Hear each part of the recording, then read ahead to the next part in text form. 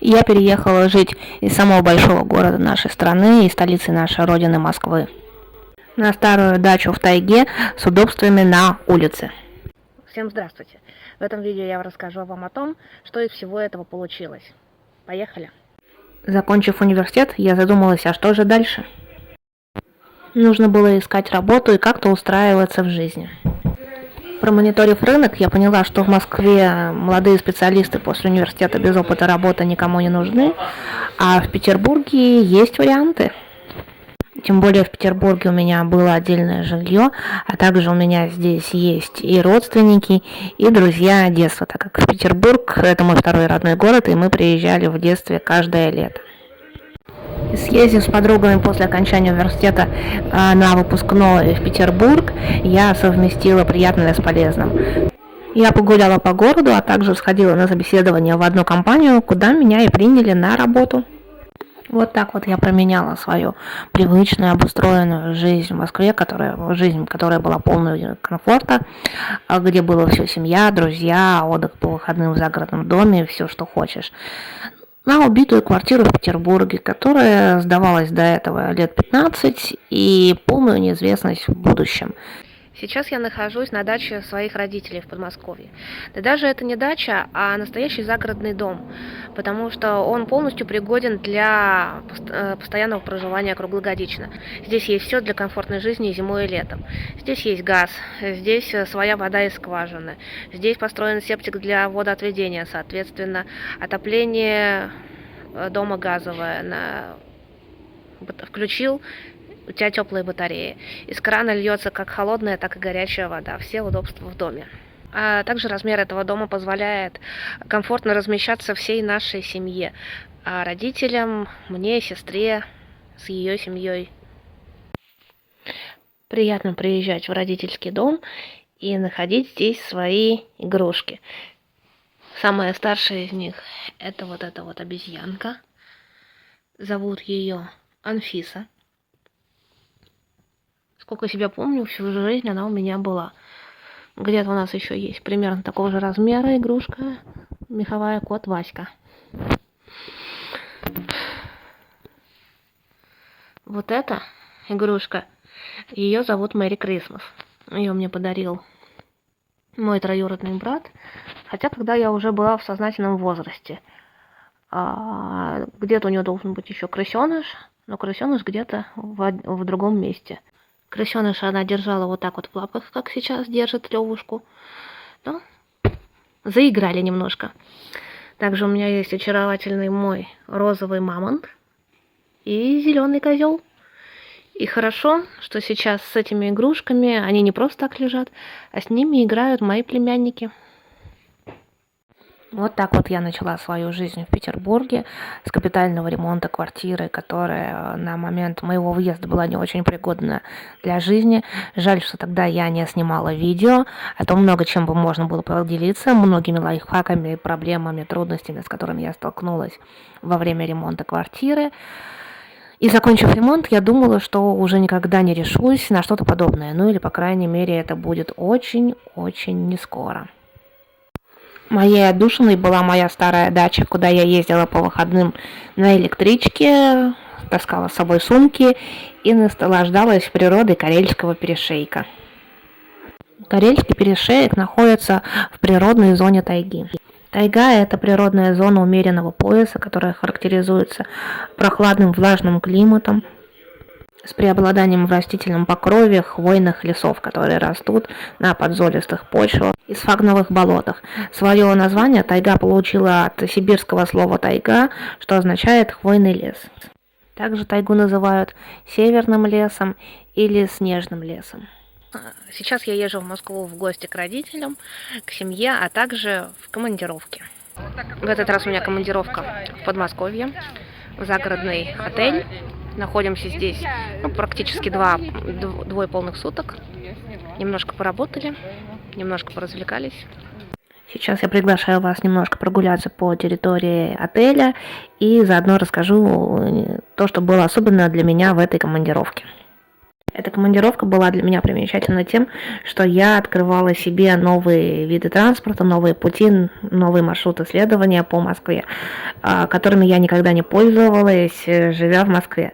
Ну, например, я не помню, чтобы я пользовалась электричкой, живя в Москве, хотя, может быть, это было, когда я училась и подрабатывала курьером, но один-два раза, не больше. А сейчас я ездила в электричке, чтобы добраться до подмосковного города, откуда уже доезжала до этого отеля, где у нас, собственно, проходила командировка. Был интересный такой опыт. Также интересно то, что в Петербурге, когда я постоянно ездила на дачу, на электричке до того, как момента, как купила машину. А в Москве как-то почему-то ощущение от электрички другое. Ну, наверное, потому что раньше я никогда не ездила на ней. Я живу в Петербурге уже 16 лет, и за это время между Москвой и Питером проехал, наверное, на всех типах поездов. Это и сапсаны, и двухэтажные поезда, сидячие, купейные. Вот последний раз даже на «Ласточке» ездила, и ничего. На самолетах летала. Но, кстати, железнодорожный транспорт, он намного экологичнее, чем авиатранспорт. И сейчас об этом даже пишут в билетах, указывая, сколько СО2 вы потратили, проехав по конкретному маршруту на конкретном поезде, и насколько СО2 меньше, если бы вы ехали то же расстояние, но на личном автомобиле. Прикольно, интересно. А на работе мы проводим корпоративы тоже на Карельском перешейке и совсем недалеко от того места, где у меня дача. Ну вот, я как сильная, независимая женщина после корпоратива иду домой пешком. Иду через лес, идти мне где-то через лес полчаса, ну и минут 40, и полчаса по поселку, и я буду у себя на даче. Народ, конечно, офигеет, но что, сильная, независимая женщина, довольная после корпоратива. Жизнь в Петербурге вошла в свою колею. Я наслаждалась жизнью в прекрасном, красивейшем городе. Моя дача является для меня моим местом силы и родовым поместьем, потому что построил ее мой дедушка, и сейчас все поколения нашей семьи с удовольствием проводят время на этой даче. Но тут наступила пандемия, опять выход из зоны комфорта. И как же не хотелось быть запертой в 4 стенах, так как на улицах было появляться практически нельзя, только выйти в магазин. И выход оставался один, я приехала на любимую дачу. Приехав на дачу на майские праздники, как обычно, я встретилась тут уже с соседями, с друзьями, которые тут тусовались, и было принято решение остаться хотя бы между майскими праздниками на даче. Потом наступило прекрасное лето, которое мы замечательно провели на даче вместе с друзьями, прямо как в детстве, все в лето вместе, все лето на даче. Вот наступила осень, пошли дожди, стало прохладно, холодно, и пора было уезжать в город, но в город по-прежнему не хотелось, но, как говорится, зима близко. Было принято решение оставаться жить на даче, но осталась я в доме, где только одна маленькая комната и кухня утеплены и пригодны для проживания зимой. Летний водопровод отключили, за водой нужно идти на колодец. Туалет по-прежнему находится на улице. А если хочешь, чтобы было тепло, будь любезен запасти дров и затопить печку. Конечно же, я не привыкла жить в таких условиях. Я привыкла к городскому комфорту, когда ты открываешь кран, у тебя льется горячая вода, когда об отоплении думать не надо, у тебя теплые батареи, и все привычно и классно. И, конечно же, жизнь в таких условиях, в деревенских условиях, был офигенный выход из зоны комфорта. И это пошло на пользу. В таких условиях ты не думаешь о каких-то там своих проблемах, ты думаешь, как выжить, ты думаешь, как обеспечить себе свой быт, свои физические потребности, и на какие-то другие проблемы вообще просто не остается времени. Это был на самом деле классный опыт. И я начала реконструкцию своей старой дачи. Первым делом был утеплен дом и заменены окна. Теперь можно было не бояться замерзнуть зимой.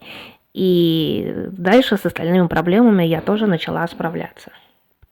Всем привет! Время 5:30 утра. Топаю на электричку, потому как сильная независимая женщина. Но это отдельная история. Как-нибудь расскажу. 1 раз в год можно и на электричке съездить. пару раз в год. Зима все покажет, как любит говорить один деревенский блогер. И я пережила зиму на старой необустроенной даче. А летом я наслаждаюсь прекрасной природой Карельского перешейка. И жарким летним днем после работы я оказываюсь не в душной жаркой квартире, а на берегу ближайшего озера, в его прохладной воде, которая освежает и дарит бодрость.